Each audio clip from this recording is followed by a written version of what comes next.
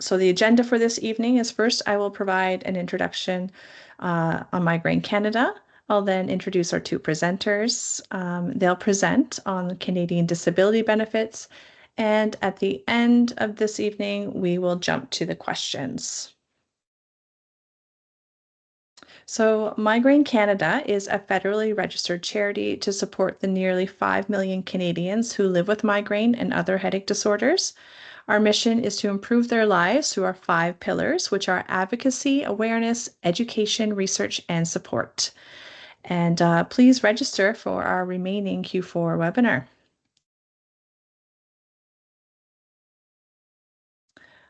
Quick disclaimer, this is not a medical presentation, so we've tweaked the disclaimer. The information provided in this presentation this evening is for general informational and educational purposes only. While every effort has been made to ensure the accuracy of the content, this presentation is not intended to replace legal advice. And to let you all know that this webinar is being recorded and an emailed link will be provided to those who have registered. Also, some webinar viewing and etiquette that I'd like to cover. In the chat, I provided instructions to access the closed captioning option with Teams. So if you do prefer that option, scroll to the top of the chat if you're not already there, and it'll show you how to get there. We ask that you put any questions you have in the Q&A function in Teams. I'll be moderating the questions, and at the end of the presentation, I'll ask them to Judy and Geoff. There are always people who are attending that Teams does not have the Q&A function, and if that's the case for you and you have a question, if you can just wait till the end of the presentation and then put your question in the chat so that it doesn't get lost in any ongoing dialogue, that would be appreciated. I've also posted in the chat our webinar behavior rules, and these importantly include are there to ensure that all participants feel welcome. Please note that disrespectful language or disruptive actions are prohibited and may result in the immediate removal from the webinar.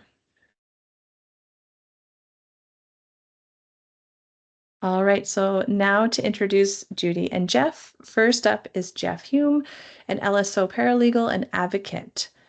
Geoff has spent the past 8 years helping people navigate the complexities of the legal system. He works with PEHC's Advocacy Center, where he provides free legal support and representation to individuals seeking access to the benefits they are entitled to. His work primarily focuses on CPP Disability and ODSP, and he has accumulated close to 200 published cases in these areas. Geoff also has experience representing clients before the Landlord and Tenant Board, the Human Rights Tribunal, and in matters involving employment and immigration law. Geoff is deeply passionate about his work, driven by the belief that no one should need a law degree or be forced to spend thousands of dollars just to receive fair treatment.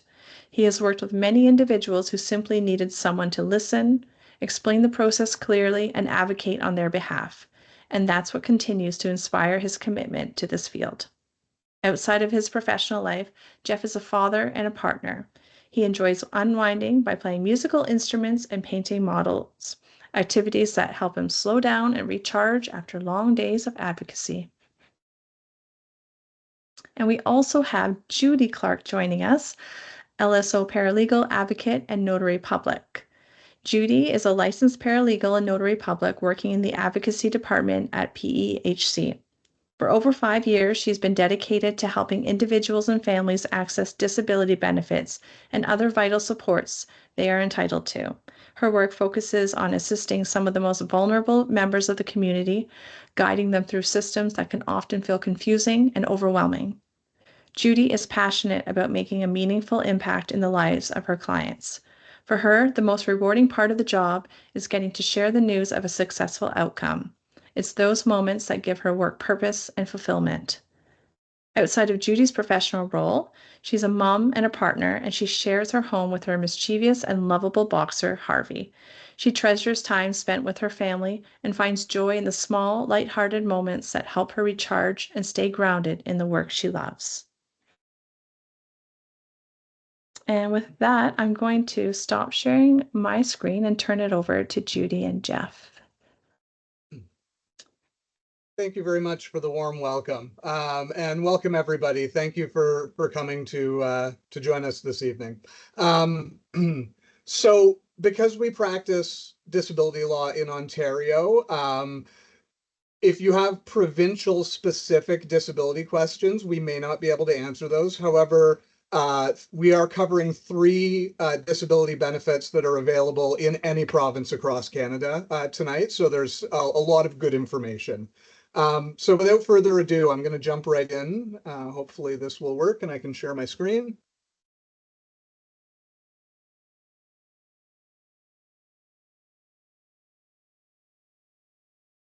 All right.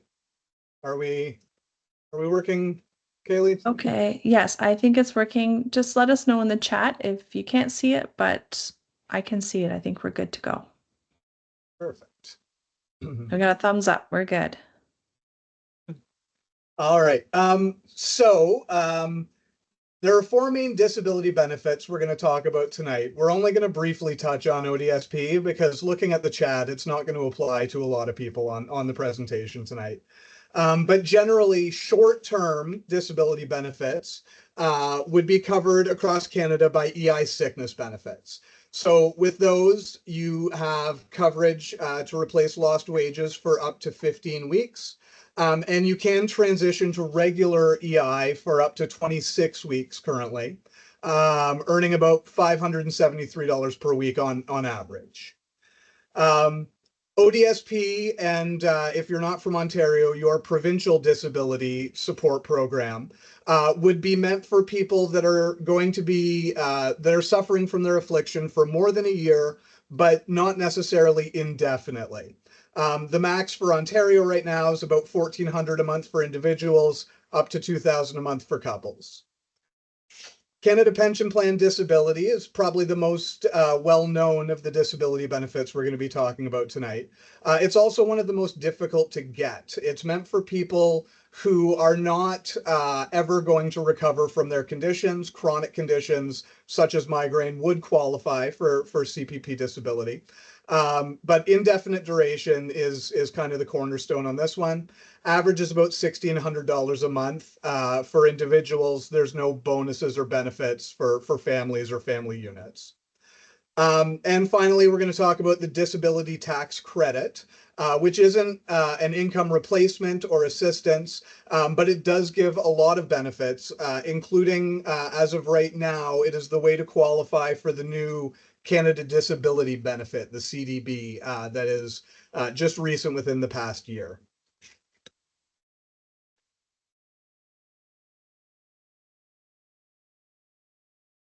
All right, so I'm going to dive right into EI sickness benefit. So a lot of times EI sickness benefit is for people who are working, have a steady job, and can't go for up to 15 weeks. A lot of times it covers things like broken bones, although it can cover more severe flare-ups of chronic conditions. Couple things you're going to need to apply for the EI sickness benefit. So you're going to need a social insurance number and proof of immigration status.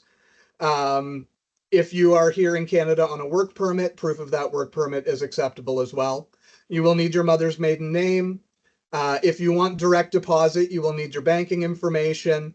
And you will need the information for any employers that you've had in the past year, as well as any reasons for leaving those jobs.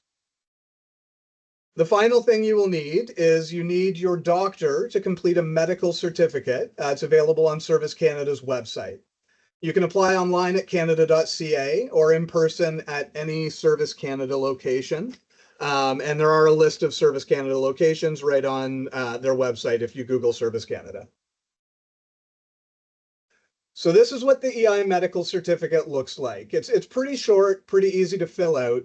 The top section is filled out by you. It's your personal information so that the government can verify your identity. Section 2, highlighted in the green, is the section that your doctor fills out.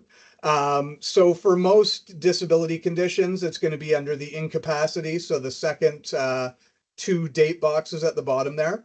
And it's very important that both are filled out. If the doctor does not give you a return to work date on this certificate, If you try to transition to regular EI afterwards, you're going to have difficulties because one of the requirements of EI is that you have to be ready and able to work for regular EI. So if your doctor puts that you're not ready and able to work at the end of this period of disability, you can have a lot of trouble getting that reversed. So in a lot of cases, people will take EI sickness as the first step kind of in a chain. They've realized that their disability has progressed to the point where they can no longer sustain employment. EI medical is sort of a short-term bridge while they can get other programs applied for and in place. So for a lot of disabilities, there are jobs that can accommodate them. So you want your doctor to fill in if you're not able to return to your regular job ever, but you could still work a different job. They need to note that under the comments section, and that will save you a lot of bureaucratic headaches in the long run. I have done a lot of appeals and appeared before a lot of judges simply for the fact that the doctor forgot to put the end date on this certificate. So I cannot stress that one enough. Other than that, though, once you have this medical certificate filled out, once you have the information that I listed on the last slide, the approval is instant so long as you qualify for it. If you are denied EI, you can appeal it. This is very important. You have 90 days to appeal the denial. The most common reason that you would need to appeal EI is that your former employer filled out the wrong reason for leaving on your ROE, your record of employment. And a lot of EI problems can be taken care of by getting that ROE corrected. I'm not going to go into all the details tonight, but it is, if you get denied EI and you feel like you did qualify, there is an appeal avenue available for you.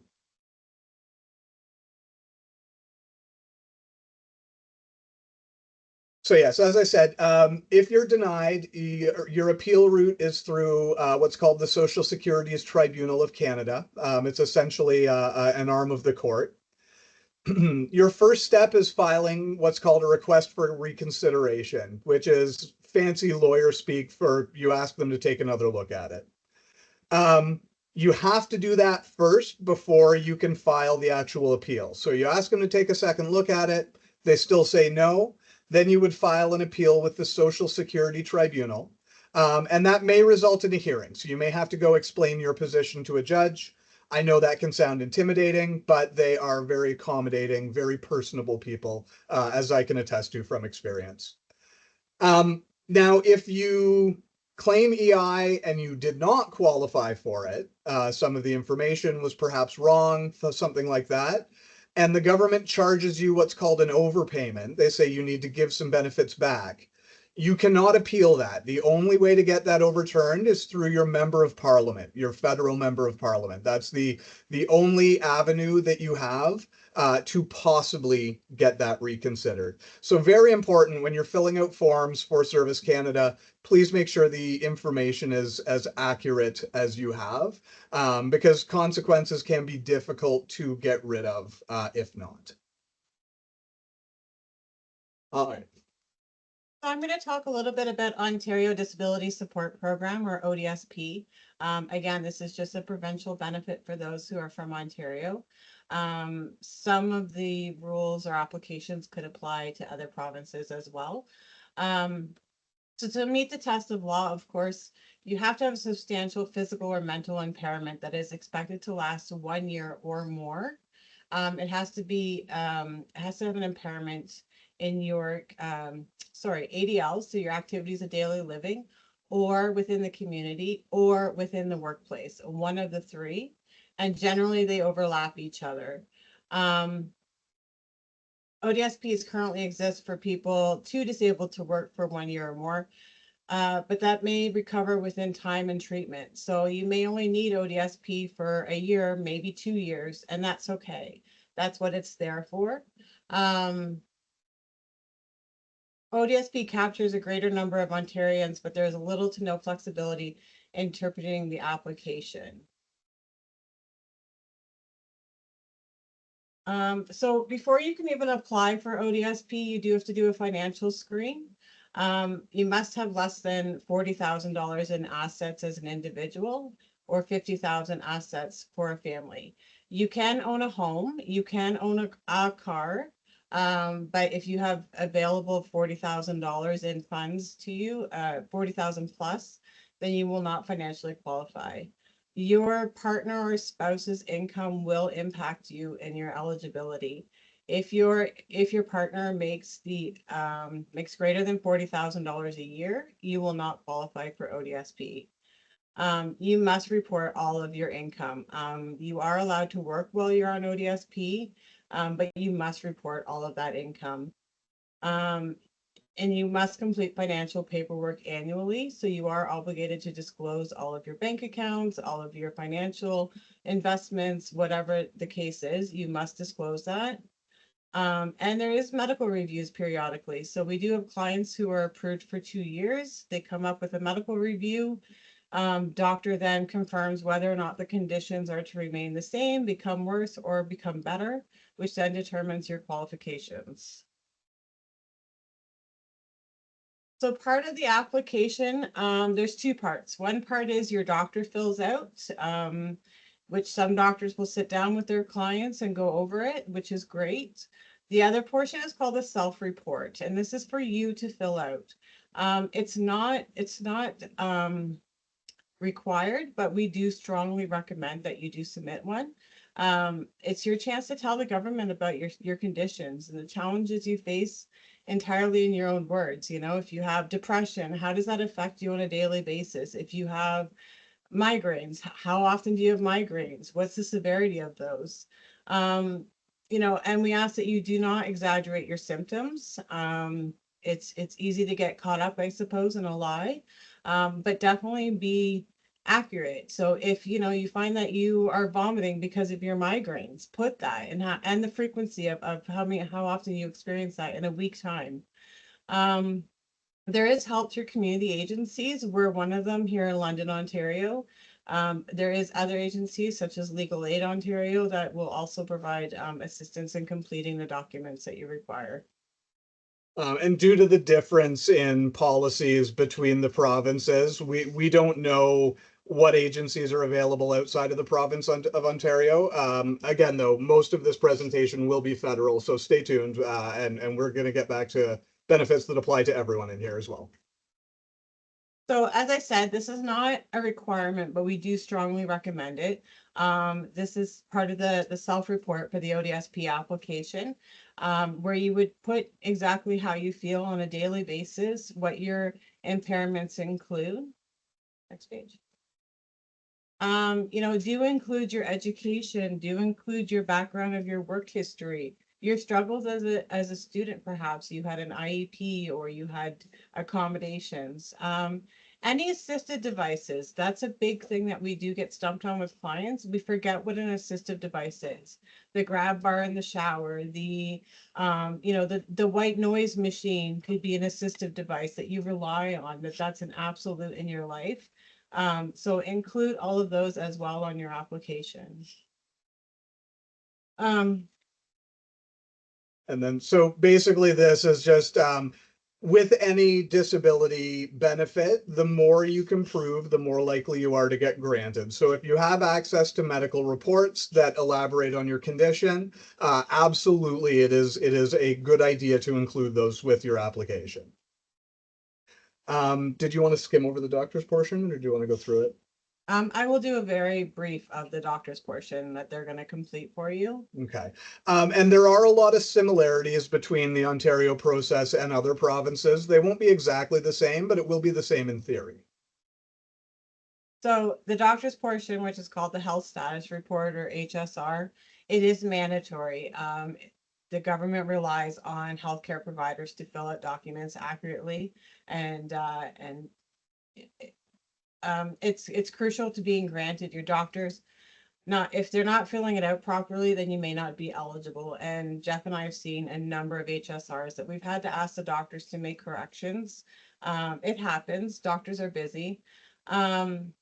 Nurses or social workers can fill out some portion of the report, but overall, your primary healthcare provider knows you best and should be the one to complete the entire HSR. So going through this very briefly, again, so the biggest thing that we see is medical condition, of course, needs to be described with its restrictions and impairments. But it is absolutely imperative that the doctor includes the prognosis, duration, and expected if it's reoccurrent or continuous. That is absolutely imperative that they do that. According to the legislation, ODSP cannot consider a condition unless it's verified to last 1 year or more. Yeah. So if the doctor misses that checkbox, there is no way that you can get granted. Yeah. So this is the intellectual and emotional wellness scale. Again, I do strongly recommend that doctors sit down with their patients to fill this out accurately. Sometimes they're a little exaggerated, and we're able to explain them. But it does help your application if your doctor sits down with you and fills it out completely and accurately. So that's just visual and hearing. Yeah, so some additional information, counseling, treatments are a big thing for ODSP. They want to see that you are getting treatment of some sort. We find that a lot of our clients are limited in resources due to financial barriers, but things like physiotherapy, counseling through a local shelter, or we have Thames Valley Family Services, which offers counseling here in London. So anything along those lines is we definitely want to make note of that you're participating in. And then the final page, or one of the final pages, is the activities of daily living index. Again, I do strongly recommend that doctors sit down with their patients to fill this out. A doctor doesn't know if you're able to prepare a meal. They don't know necessarily how well you can climb stairs or participate in daily in activities. So to get it accurate, it's best to sit down with your doctor, and this gives a good description of your daily limitations.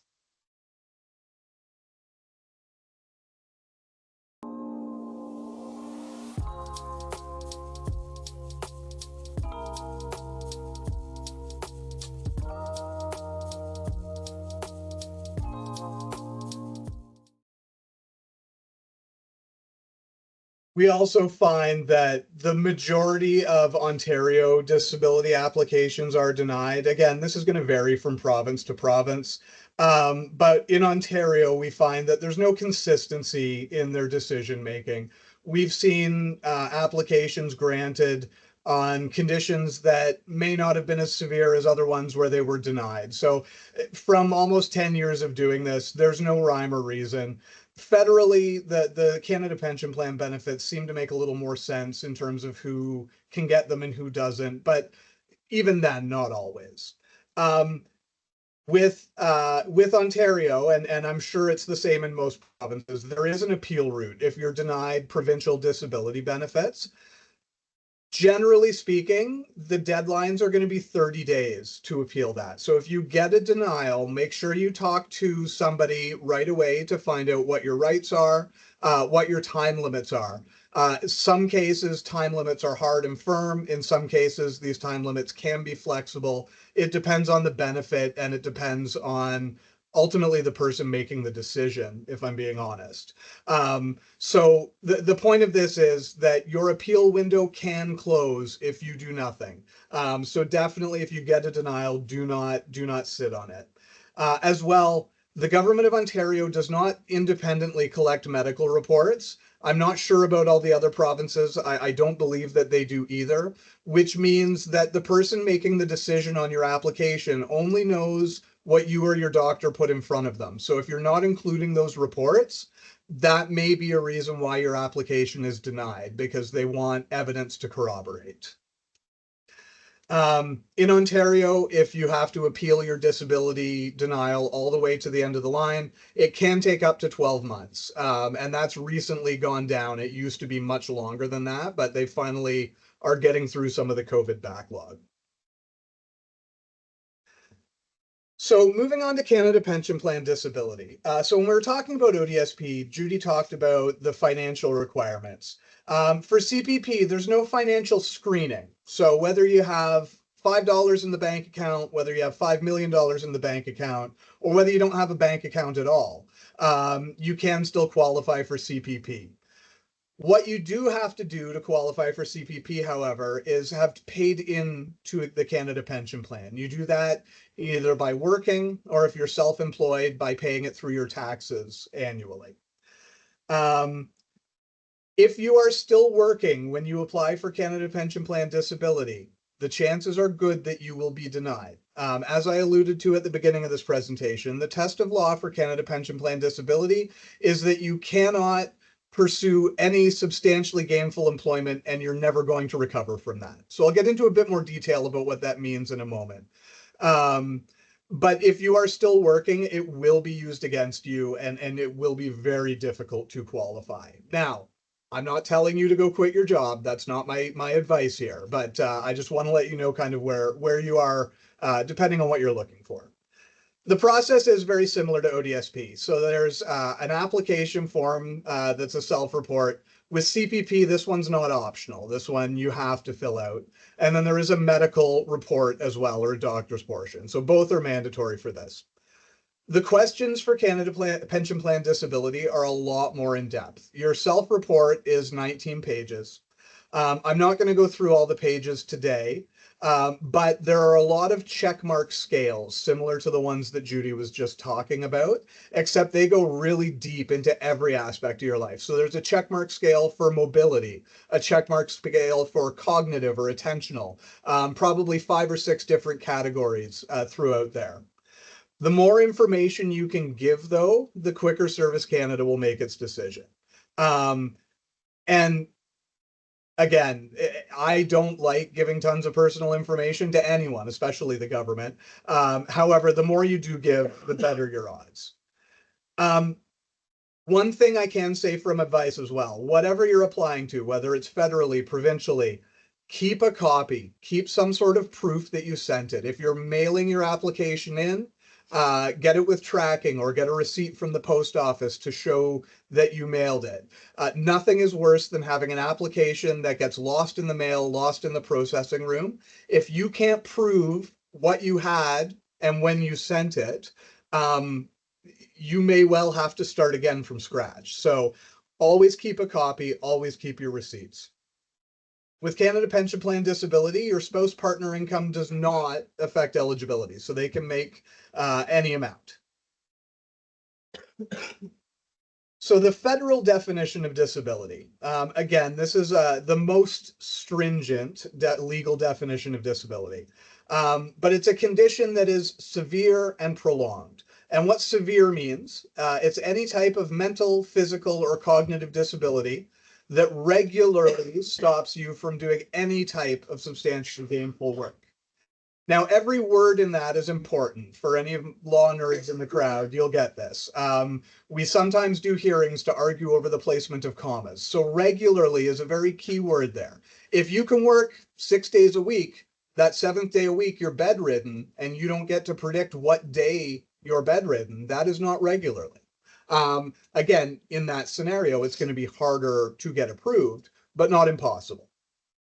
Prolonged, again, means long-term or indefinite duration.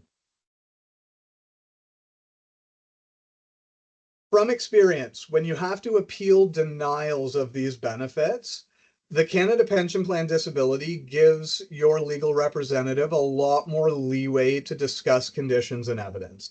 The Ontario provincial tribunals make it much more difficult to introduce and discuss medical conditions. Federal one is much easier. So if you do get denied and you do feel that you meet that severe and prolonged definition, talk to an advocate, talk to somebody with legal advice or that's a licensee in the Law Society in whatever your province you are from, because appealing these is much more easy than appealing provincially. So I said that there was no asset limit to Canada Pension Plan, but that you do have to pay into it. So when you pay into Canada Pension Plan, you establish an eligibility period. In the industry, we call it an MQP, a minimum qualifying period. But essentially, the easiest way to explain it is from what you pay into CPP, that determines when you have to be disabled by. So If you have someone that's worked 4 out of 6 years, they qualify for Canada Pension Plan Disability. That means that out of those 4 years they worked, if the disability develops sometime in that 6-year period, they qualify for it. Where this can get tricky is when people stop working many years ago. So let's say we have somebody that stopped working in 2010. Their eligibility is going to continue likely until about 2012, but let's say that they didn't become disabled until 2014. They're clearly disabled, they clearly cannot work, but because they stopped working well in the past, their disability didn't happen in that qualifying window. So that's kind of the most crucial, is to establish when your window is. Now, you can do that very easily. There is on the Service Canada website, if you look up Canada Pension Plan Disability, you can request what's called a statement of contributions. It is a one-page document that you fill out with your personal information, you send it into the government. They will send you back a letter that details exactly when you qualify for CPP disability. Now, if you stopped working because you were raising children, there is a CPP child rearing provision where you can take credits from a spouse or partner to apply to yourself for that time that you were doing work, but not for an employer. So this may help you increase the monthly amount of your pension. If you received family allowances, or if you were eligible to receive the child tax benefit on behalf of any children born after December 31st, 1958, this provision may apply. Another good reason to fill this out is it could help your children eventually be eligible for a disabled contributor's child benefit if you receive the disability benefit. So again, if you took that time off to raise children, it does not hurt your partner to credit split from them. Again, though, I'm not a tax law expert, so talk to an accountant, talk to somebody who knows tax law. But from my experience, there's no negative impacts. If you are the primary caregiver of a child that is biologically not yours, that may qualify and may extend your MQP as well. There's a lot of situations where that gets murky very quickly, so I don't want to go over examples today and mislead anyone, but it may affect it. So talk to somebody with some knowledge. If you're going to do research on this, Service Canada's official website is the place to do it. They have all of this information listed. It's not the easiest to access. I'm not going to sugarcoat it, but it is very accurate and you can trust what's there. So the adjudication process, once you have those two parts filled out, you send them into Service Canada, or you go to a Service Canada location to drop them off.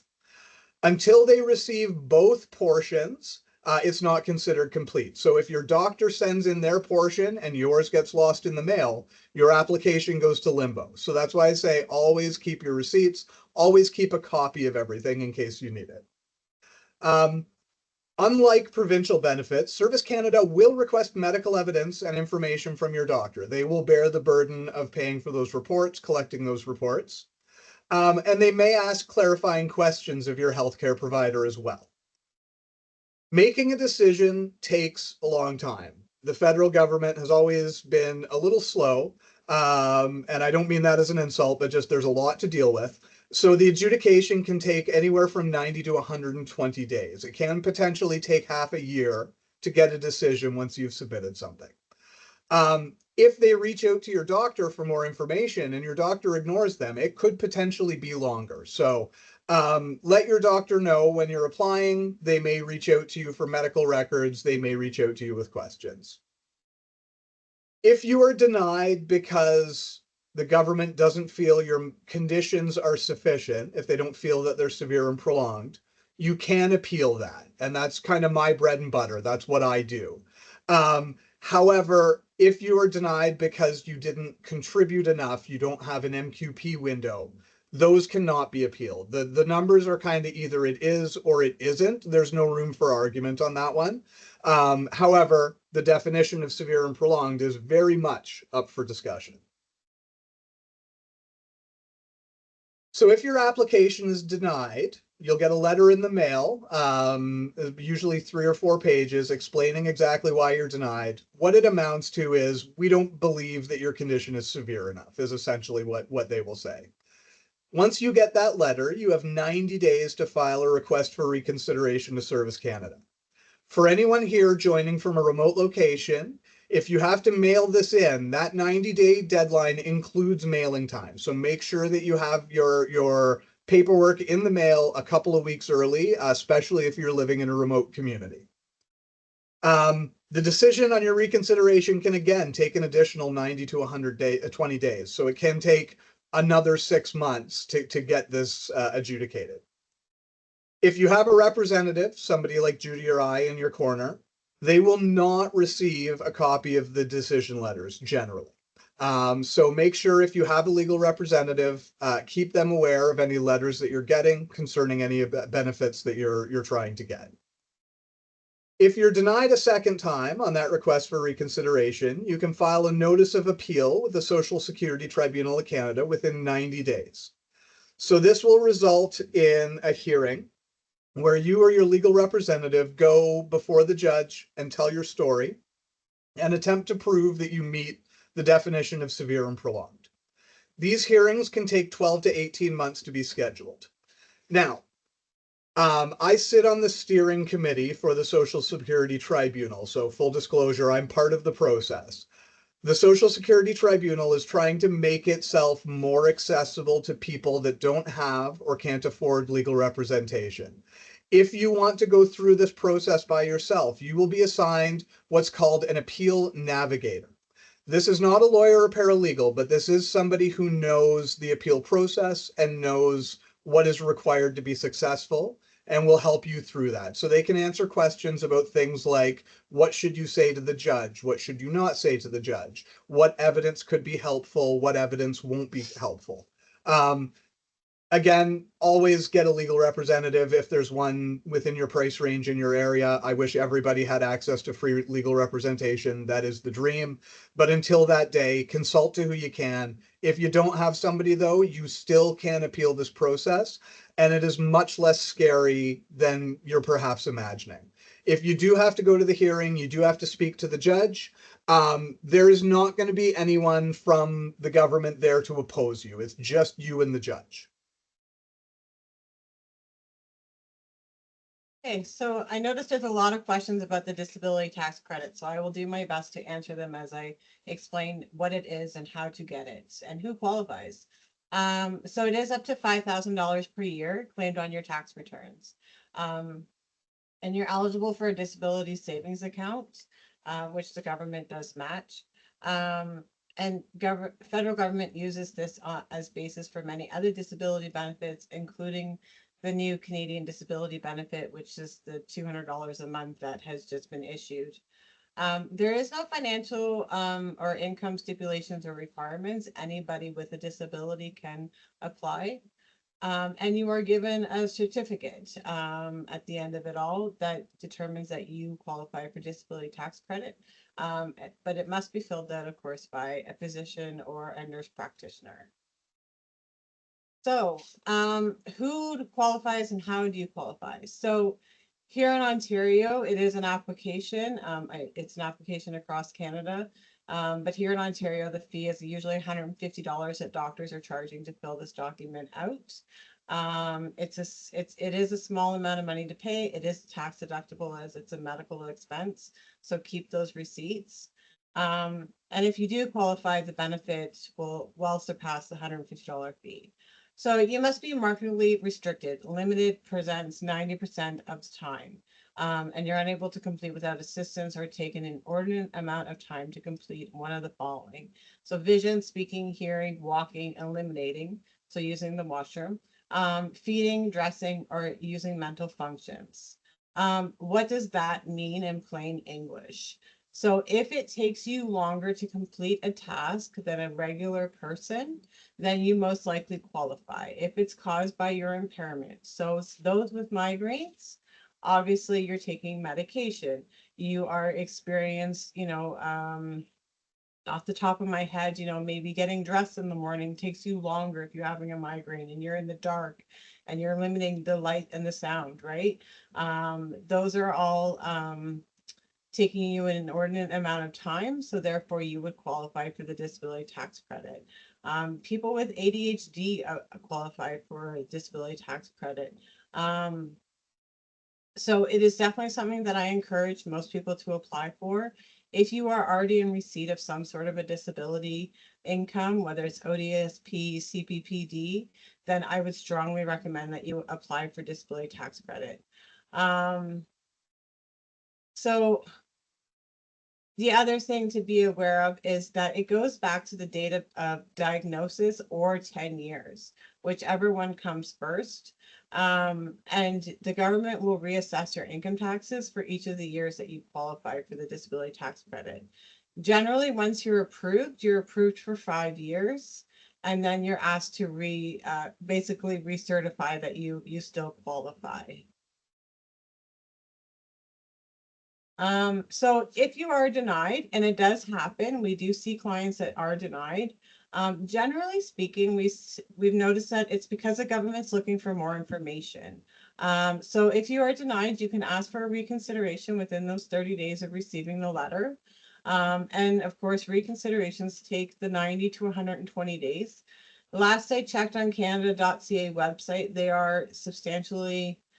they're very much behind. Documents are taking about 6 months to process right now. So you have to be patient. If that reconsideration is denied again, chances are you don't qualify for the disability tax credit.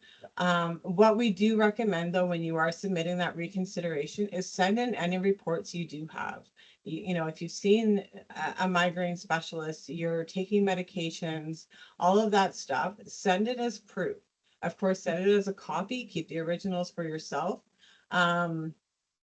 People with mental health, we encourage them to send any of their psych reports. Anything that will further support your claim is strongly recommended. Absolutely. A lot of disability benefits, the people making the decisions, it feels like they're looking for reasons to deny. My experience with the disability tax credit, if you're eloquent with the reconsideration, they're looking for reasons to grant, not looking for reasons to deny. Again, strongly don't recommend, if you were denied at reconsideration, speak to a legal representative. It's likely not worth chasing that appeal, though. Again, this is speaking broadly. I'm not giving legal advice, but in most cases, it's not worth chasing that appeal. All right, so that is our presentation. We kind of sped through the Ontario part, but I'd like to thank everyone for your time and your patience here today. We're absolutely available to stick around and answer questions.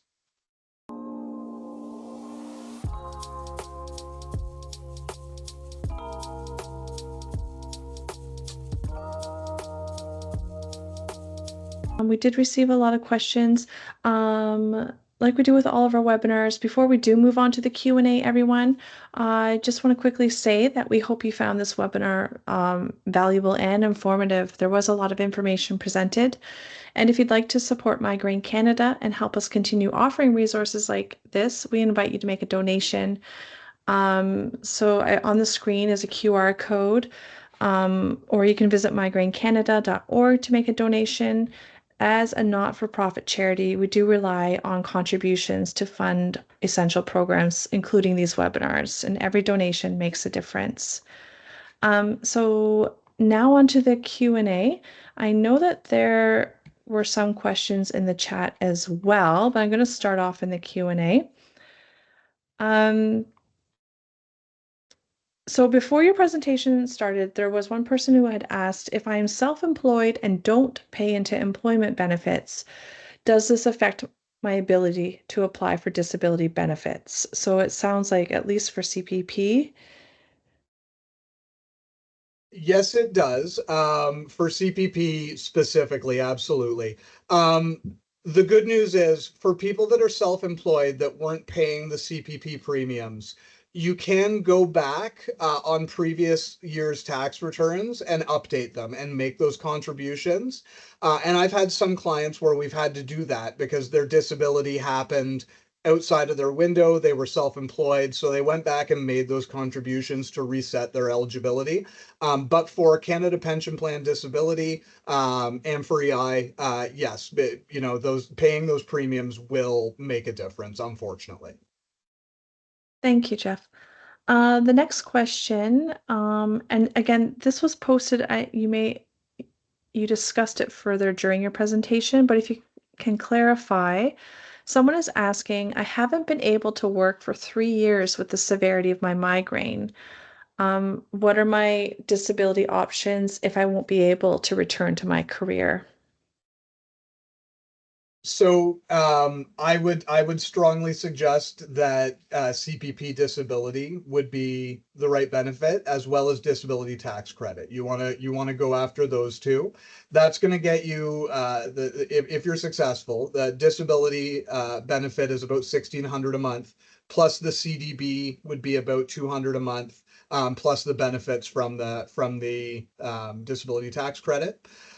Depending on what your province you're from, I'm not sure what all the requirements for all the different provinces are. If you're from Ontario, I would recommend applying for ODSP as well. Okay, thank you. The next person asks, is type 1 narcolepsy a recognized disability for CPPD? Anything is a recognized disability for CPPD if it impairs with your ability to regularly pursue a substantial gainful employment. So yes, that would absolutely qualify. Thank you.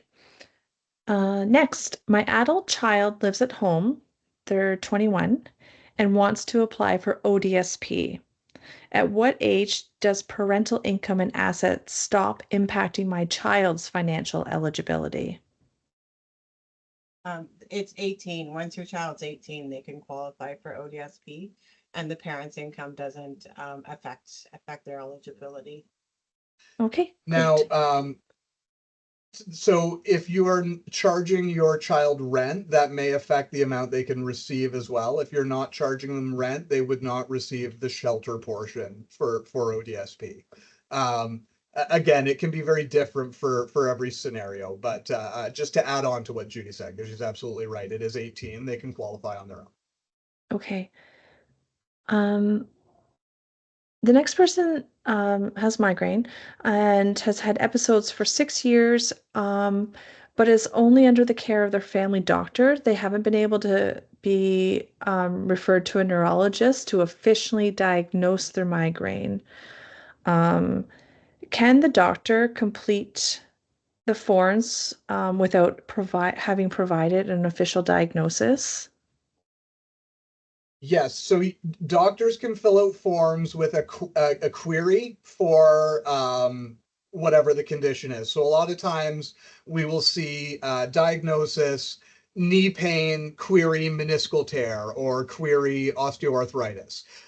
So if you're still in the investigation stage, you absolutely still can qualify. It's going to be a tougher argument, I'm not going to lie, but you can absolutely qualify. And um, in the example I just gave, whatever causes the knee pain is really irrelevant. The knee pain is what's limiting the person. Same with migraines, for example. The underlying cause is not as important as the effect it has on your life. Great, great. Okay. Um, Next person, what are the best ways to go about an ODSP appeal? What is the most important thing they're looking for to change their minds based on the initial denial? I have already included medical reports and a self-report that was very detailed. My disability is mental and not physical, so I'm worried it will be hard to convince them after a denial. Okay, so do you want to tackle this one? So the first thing you want to do, of course, is submit your internal review. Do not skip that phase. That's asking the government to take another look at your application. Unfortunately, 90% of the time that's going to be denied. Within 30 days, you'll get a response. Then you want to submit your appeal to the Social Benefits Tribunal so that they will set a hearing date for your matter. And Geoff and I take on a lot of mental health clients. Honestly, it's probably 70% of my client base is mental health. What they're looking for is they're looking to see the severity of it. How does it limit your activities of daily living? And what treatments have you undergone? Um, is there anything more that you think they're looking for? No, well, it's hard to say what they're looking for because again, sometimes it's a bit of a random number generator. Um, the only surefire way to be heard fairly is to go through the appeals process and appear before the adjudicator. They're the truly unbiased decision maker in this process. Anything you do up to speaking to that adjudicator, you're basically flipping a coin, whether you're going to be granted or not. I've submitted applications that have 1,200 pages of very convincing medical evidence that have been denied, and I've submitted applications with 3 pages of medical evidence that have been approved. It's not a great system. Okay, thank you. Next question. Can you work for yourself while on any of these benefits, such as selling home baked goods or art or photography? Yes. So I'll let Judy talk about the other ones, but in terms of Canada Pension Plan, you want to be careful. You can earn up to $5,000 a year. If you earn more than $5,000 a year, it automatically triggers a review, and you have to prove that you're still disabled under the meaning of the terms. So absolutely, have a bake stand at the local fairs or something like that. Just keep your income under 5,000. Otherwise, it will trigger. And it's the same for Ontario Disability Support Program, ODSP. You're allowed to work. If anything, they encourage you to work. You're allowed to earn up to $1,000 a month without it affecting your overall check. The biggest thing is just disclosing what you're doing and the income that you're receiving. Okay. Um, Regarding CPPD, if you were paying into CPP for 20 plus years but haven't worked in 6 years because of disability that developed during employment, what would be the qualifying window? So you're going to have an extra 2 years from when you stopped working, assuming that 25 years was continuous. So from the date that you stopped working, you would have until the end of the calendar year, 2 years following. So, for example, you stop working in the middle of 2014, you would have until December 31st, 2016 in that scenario to qualify. As long as your disability happened before then, you would qualify for it. Okay. Um, okay, somebody has asked, and I don't know their location, how do we find someone in our area to help us through this process? So you mentioned yourselves and an Ontario organization. Yeah, so Legal Aid Ontario, to the best of my knowledge, most provinces have a legal aid entity, somebody that funds clinics in communities to help people get legal advice. In terms of charities, there aren't a ton that do what we do. However, again, every area is different. The best way to do it is a Google search. As well, if you have any benefit providers in your area, they're generally going to know. So, for example, somebody that does like a CMHA crisis walk-in clinic for mental health would have a very full list of different organizations and agencies local to them that helps out. So without knowing exactly where you're from, quick Google search or talk to agencies that you do know exist that help people, and they will help you connect with the right ones. Thank you. Um, I'm moving over to the chat now, so it's a bit maybe a bit out of order how I'm asking these questions. Um, Someone's asking for the disability tax credit. What if there is no end date yet? So they posted this. I don't know if I think you were actually on your slide showing the EI form, which requires, so Okay. there may be, it may have just been a coincidence that they asked us at the same time as you were showing the EI form. Yeah. So that with the CPP, there is no end date, or DTC, sorry, disability tax credit. There is no end date spot that I'm aware of. In terms of the EI one, however, if your doctor didn't fill anything out there, the only thing that's going to do is prevent you from qualifying for regular EI once the sickness benefits run out. Okay. Next, can you combine employer disability support, so short-term disability or long-term disability, with provincial or federal programs? Federal, you can. Provincial, it's going to depend on the province. In Ontario, you cannot. If you get income from a private insurance or even WSIB, that disqualifies you. With federal, however, you can. Be aware, though, that a lot of insurers will use that as a reason to stop payments. So it's, in Ontario here, it happens a lot. I'm not going to name the companies that do it, but they will say, oh, great, you've got income replacement from CPP Disability now. You no longer need us. Bye. And with private insurance, your only recourse is to sue them, which is not financially viable for most people. Mm-hmm. Okay. Um, the next question in the chat, I'm going to summarize a bit. This person is already on CPPD and the BC Provincial Disability PWD for post-traumatic headache and vestibular symptoms. But now they want to apply for the DTC, but they find that the forms are very different. It's hard to put the migraine type symptoms into this form. Do you have any suggestions? The DTC form, the only part of it that you as a client fill out is the first page. Beyond that, your doctor completes it for you.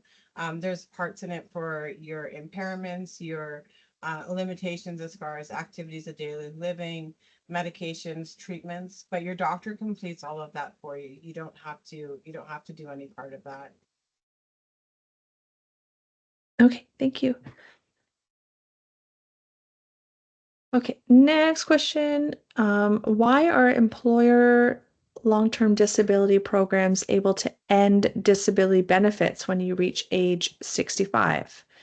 Isn't this age discrimination?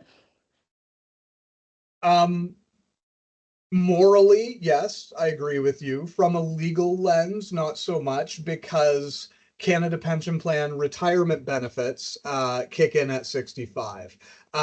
Technically 67 now if you want to max it out, but that is why. And even I've seen the question pop up in chat, so I'll just address it now. If you are over 65, you don't qualify for CPP disability. You can still get a disability benefit if you are on retirement CPP. However, it's not as straightforward or as easy. But yes, every disability benefit that I'm aware of, so CPPD, ODSP, would end at age 65, unfortunately. Okay, thank you. Next question. For the disability tax credit, this person has type 2 diabetes and migraines. I'm skimming it. My family doctor is okay with doing the form for the diabetes, but knows zero about my migraine as I see a neurologist. So no clue how to go about completing the form to include both conditions. Do I get both doctors to do the form? You can. Actually, you've dealt with more of these than I have. Yeah, so what I would suggest is have your doctor complete it for your diabetes, and have a doctor complete it for your migraines as well. You're only approved once, right? The credit's not based on how many impairments you have. It's based on one time if you're approved overall. So I think I read your question, you're taking insulin 4 times a day. Yeah. You would qualify for it just based on your diabetes alone. So if $150 is a lot of money to have a doctor fill that form out, then just have your family doctor do it to the best of their ability for your diabetes. Thank you. Someone has asked if their 12-year-old son who has migraines can get the benefit. Yes. So parents would claim the benefit on their income taxes. And then once the child turns 18 or depending on income at that time, they can transfer it still to their parents. They can claim it on their own income taxes. Yes, you can absolutely get the disability tax credit for your children. Okay, next question. I'm 67, suffer from severe regular migraines. Am I eligible for CPPD? Unfortunately, no. Yeah. Again, there are some more niche benefits that are available. We don't have time to go into those tonight. So definitely worth looking into all of the different things that you're entitled to on regular CPP retirement income. But the short answer is unfortunately no. Okay, and the next person, I'm 56 with migraine and a brain tumor, have made working a challenge. Is my age a barrier? There's no more details about this So person. if you would qualify, depending on your work history, of course, for CPP disability, and you would qualify for your provincial disability. Okay. Someone else says, this is very helpful. Not sure if you can elaborate more on DTC. For example, the limited 90% of the time. I am not limited 90% of the time, but once I'm triggered, I'm in bed or lying down on the floor in public trying to recover, taking regular medications. How do I put that into categories like feeding, dressing, etc.? That is less easy. So I've had success. I've had success making an argument on a reconsideration for the disability tax credit, and basically my argument was that the impairments don't go away. It's when you are trying to do something you are impaired. So 100% of the time you're trying to look at a bright light, for example, you're outside in the sun. That may be triggering. So 100% of the time you go out in the sun causes you to get a headache. That doesn't mean, as the government thinks, that you're only disabled 5% of the time. It really gets into a language debate at that point. In terms of whether you should qualify, more like from the spirit of the legislation and from the intent of the people that passed the laws, yes, that absolutely should qualify. In practice, you may have to ask for a reconsideration to explain in more detail before you're granted it.